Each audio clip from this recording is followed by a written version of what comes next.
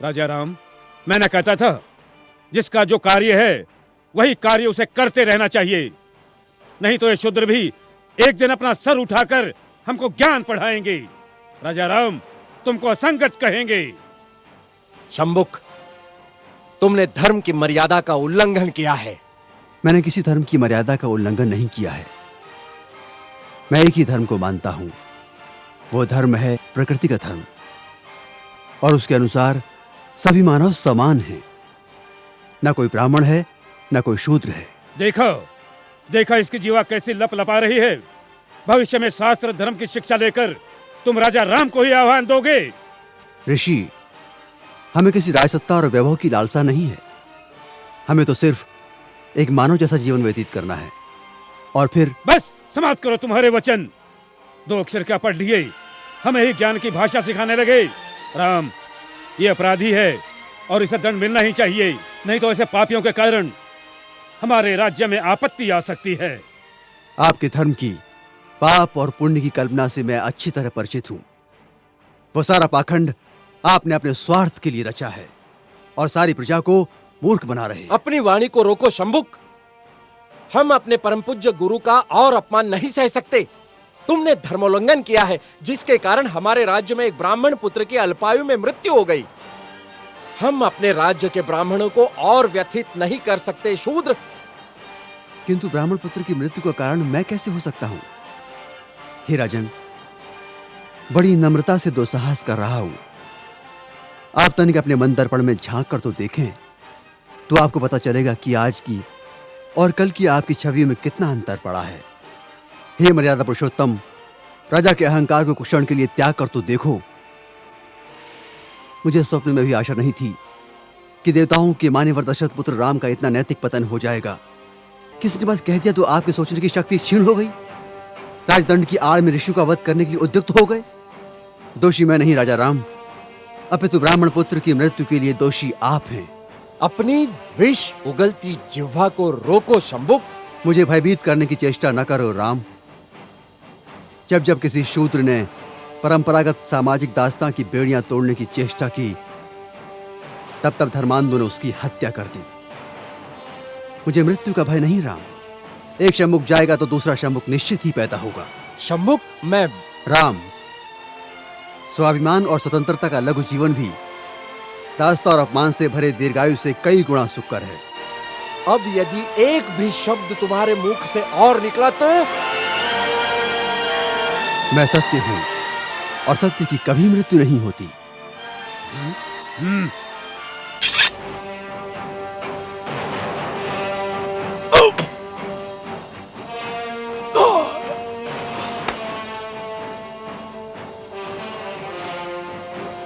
न्याय प्रिय प्रभु रामचंद्र की जय। न्याय प्रिय प्रभु रामचंद्र की जय। न्याय प्रिय प्रभु रामचंद्र की जय। न्याय प्रिय प्रभु रामचंद्र की जय। न्याय प्रिय प्रभु रामचंद्र की। करो, जय जयकार करो। ब्राह्मणों के जाल में फंसे श्री रामचंद्र की जय जयकार करो। कपट से बाली का वध करने वाले श्री रामचंद्र जी की जय जयकार करो।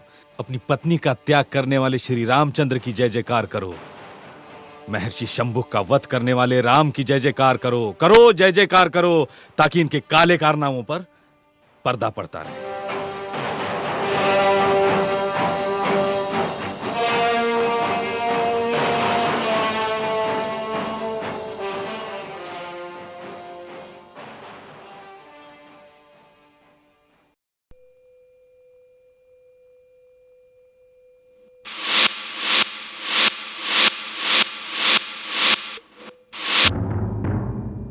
अगर तुम्हें धनुर्धारी बनना ही है तो जाओ, अभ्यास करो।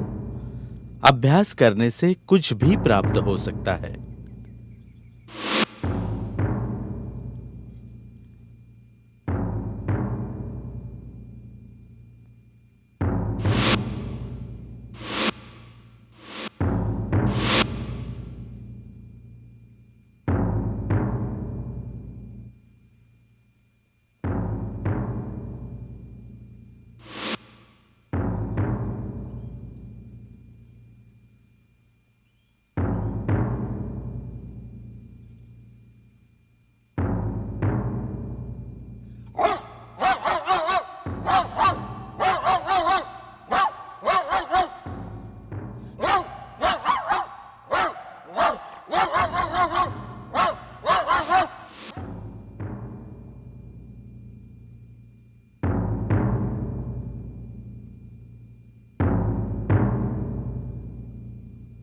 प्रिय अर्जुन, तुम्हारा प्रश्न बिल्कुल उचित है, किंतु युद्ध विद्या में योद्धा को युद्ध की संपूर्ण कलाओं में पारंगत होना चाहिए। केवल एक कला में पारंगत होने से कोई भी पूर्ण योद्धा नहीं हो सकता। किंतु गुरुदेव, धनुर्विद्या को तो सर्वश्रेष्ठ कहा गया है। तुम तो जब तब अपनी प्रशंसा में मगन रहते हो। मेरी प्रशंसा? हाँ, धनुर्धारी होना। भीम, तुम्हें विषय को भटकाना अच्छी तरह आता है। भीमराता की तो ये आदत है, बिना किसी कारण के किसी से भी उलझ पड़ते हैं। किंतु नकुल, तुम क्यों भीम भ्राता की बात पर कटु टिप्पणी कर रहे हो? भीम की गदा के सामने तो बड़े बड़े धनुर्धारी मैदान छोड़ने पर विवश हो जाते हैं। हम पांडव कितने भाग्यशाली हैं जो गुरुदेव जैसे का हमें आशीर्वाद मिला। अर्जुन सत्य कह रहा है गुरुदेव, आपके विशेष प्रेम तथा वात्सल्य से ही हम पांडव सारे पृथ्वी स्थल पर अजय होंगे। मेरे प्रिय शिष्यों, मैंने हमेशा तुम सबको पुत्रवत माना है और तुम्हें शिक्षा देने हेतु अपनी संपूर्ण अस्त्र शस्त्र विद्या का भंडार तुम्हें सौंपा है, जो कौरवों के पास भी नहीं है। गुरुदेव, आश्चर्य! रक्त की एक बूंद भी नहीं, बिना क्षति पहुंचाए। गुरुदेव, ये कला आपने आज तक हमें नहीं सिखाई। अर्जुन, आज तक मैंने अपने मन और वचन से अपनी संपूर्ण विद्या का दान केवल तुम्ही लोगों को दिया है। पता नहीं कौन होगा ये धनुर्धारी। धनुर्विद्या का इतना श्रेष्ठ प्रदर्शन मैं भी प्रथमतः ही देख रहा हूं। ठीक है, आओ देखते हैं कौन है ये धनुर्धारी।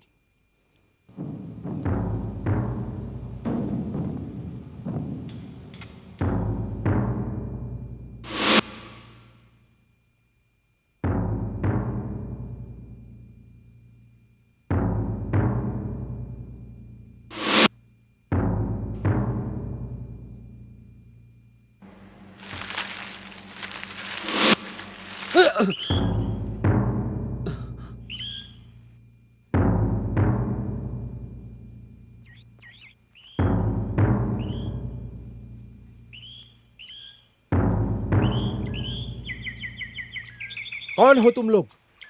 भद्र पुरुषों, तुम्हारे आगमन से मेरी एकाग्रता भंग हो रही है। मैं युधिष्ठिर, ये मेरे अनुज भीम, अर्जुन, नकुल और सहदेव। क्षमा चाहता हूं वीर पुरुषों, मुझे पता नहीं था कि आगंतुक आप लोग हैं। क्या उस कुत्ते का मुख तुमने ही?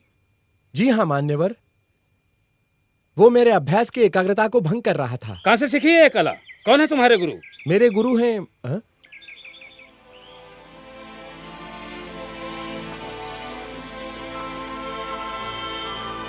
गुरुदेव। आशीर्वाद दीजिए गुरुदेव। उठो वत्स। हे वीर पुरुष, कौन हो तुम? तुम्हारी कला का श्रेष्ठ प्रदर्शन देखकर हम प्रभावित हुए। धन्य भाग मेरे गुरुदेव, आप स्वयं चलकर मेरे अभ्यास स्थल तक आए। हे वीर धनुर्धारी, कहां से सीखी है तुमने ये कला? कौन है तुम्हारे गुरु? किस वंश के हो तुम? गुरुदेव, मेरा नाम एकलव्य है, मैं आदिवासी हूं। आदिवासी? आदिवासी और धनुर्विद्या? किसने सिखाई है तुम्हें ये विद्या? गुरुदेव, चलिए आप स्वयं उनके दर्शन कर लीजिए। चलिए गुरुदेव।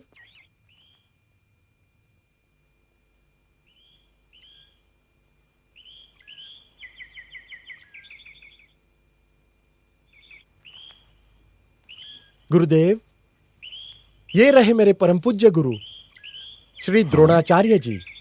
मैं और तुम्हारा गुरु? हाँ गुरुदेव, आप ही मेरे गुरु हैं। गुरुदेव, आपने तो हमें वचन दिया था, फिर ये विद्या इसे कैसे सिखाई? देखो एकलव्य, मैंने प्रत्यक्ष या अप्रत्यक्ष कभी भी तुम्हें धनुर्विद्या की शिक्षा नहीं दी। गुरुदेव, मैंने तो अपने मन से आप ही को अपना गुरु माना है। मेरा अंतर्मन सदा आप ही की पूजा करता आया है। गुरुदेव, यह आप ही की प्रतिकृति है। मेरे तो कुछ समझ में नहीं आ रहा है। एकलव्य, तुम ही सारा वृत्तांत विस्तार से कथन करो। गुरुदेव, आप भूल गए? स्मरण कीजिए, कुछ वर्ष पूर्व मैं आपके पास धनुर्विद्या प्राप्त करने की कामना लेकर आया था, किंतु आपने मुझे। गुरुदेव, सचमुच भूल गए मुझे? युद्ध कला में सबसे महत्वपूर्ण आयाम है एकाग्रता। योद्धा अगर एकाग्र चित्त हो तो गदा ही क्या, वो किसी भी शस्त्र का प्रयोग निपुणता से कर सकता है, विजय प्राप्त कर सकता है। आज तुम लोग मेरे समक्ष शस्त्र विहीन उपस्थित हो, क्योंकि विशेष प्रयोजन से मैंने तुम लोगों को निशस्त्र यहां बुलाया है, ताकि तुम लोग एकाग्र चित्त को प्रधानता दे सको। गुरुदेव, गुरुदेव, मैं आपसे एक याचना करने आया हूं। याचना? कैसी याचना? गुरुदेव, बचपन से ही मैं एक स्वप्न देखते आया हूं कि मैं सबसे बड़ा धनुर्धारी बनूं। गुरुदेव, मैं आपसे याचना करता हूं कि आप मुझे विद्यादान करें। उठो वत्स, सर्वप्रथम मुझे ये बताओ, तुम्हारा नाम क्या है? कौन हो तुम? किस वंश के हो? गुरुदेव, मेरा नाम एकलव्य है। मैं आदिवासी हूं। क्या आदिवासी? क्या सेवा धर्म छोड़कर शूद्र क्षत्रिय बनेंगे?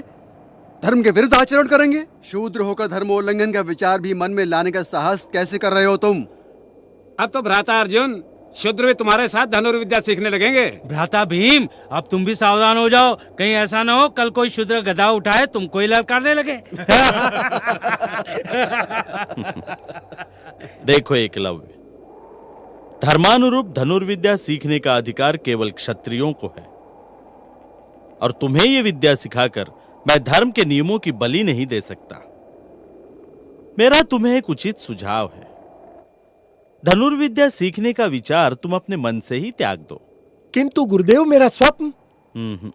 देखो एकलव्य, मैं विवश हूं, मैं तुम्हें अपना शिष्य नहीं बना सकता। अगर तुम्हें धनुर्धारी बनना ही है तो जाओ, अभ्यास करो। अभ्यास करने से